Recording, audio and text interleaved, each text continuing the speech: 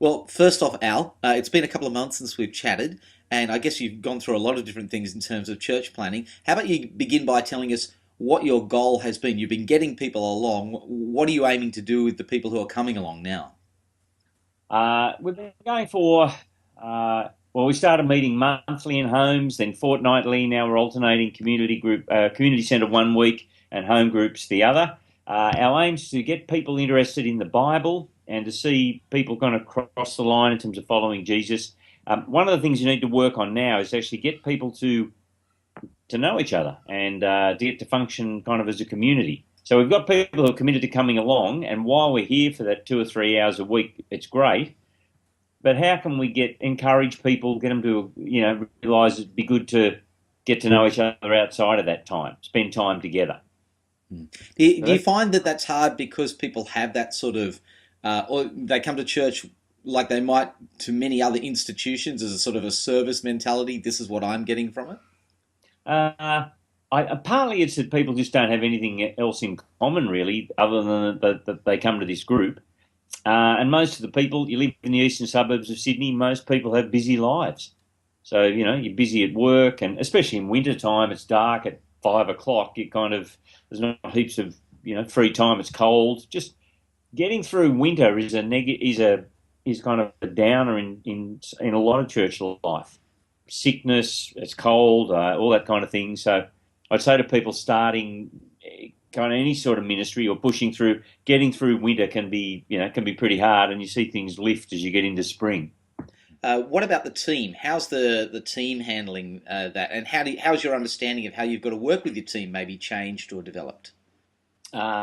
Yeah, there's two or three couples that we got together to start this little thing, and we still get on really well and so on. I think I get frustrated that some of the people haven't got as much time to put into this as I'd like. But then I realise, well, I mean, I spend my whole life frustrated about things. But I realise they've got jobs, they've got houses to run, they've got kids, they're volunteers.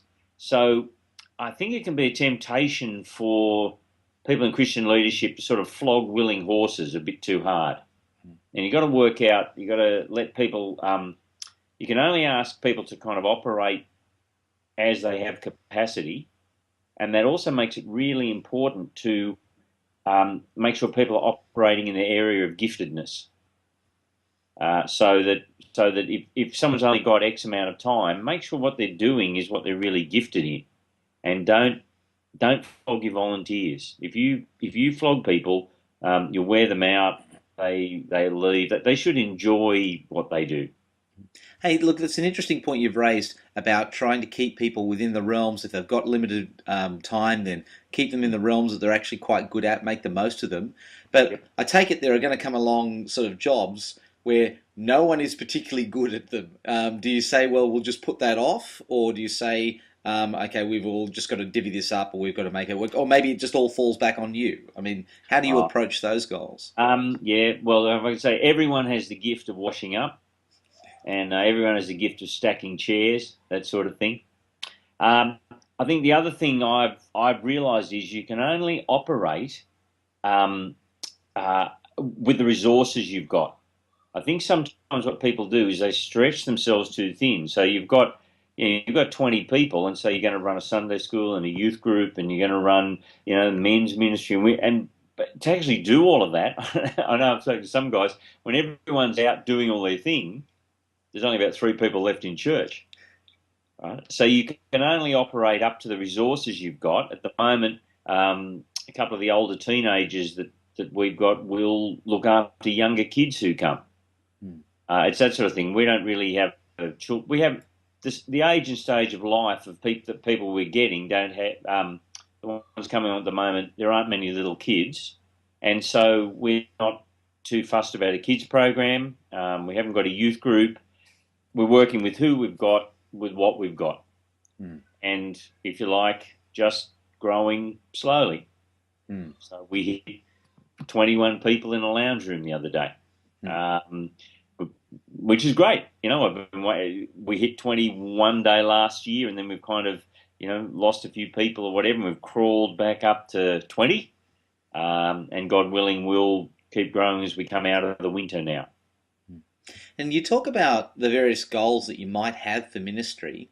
How do you handle the goals that various team members might have? Because I suppose you've got, sometimes if you've got five people who are particularly gifted in particular areas and things like that, they might end up with five different goals. How do you stop the goals actually pulling each other apart?